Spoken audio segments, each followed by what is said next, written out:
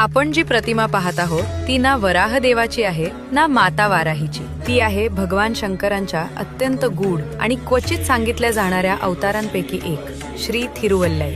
दक्षिण भारतीय शास्त्र परंपरा आणि सिद्धरांच्या लोककथांमध्ये या लीलाचा उल्लेख आढळतो।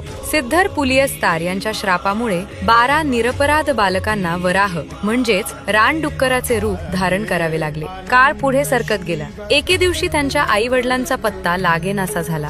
भुकेने व्याकुळ झालेली ती पिले आर्त हाका मारू लागली। त्यांचा करुण स्वर संपूर्ण जंगलात घुमू लागला। तेव्हा सर्व जीवांचे अधिपती पशुपतीनाथ भगवान शिव यांच्या हृदयात करुणा जागृत झाली।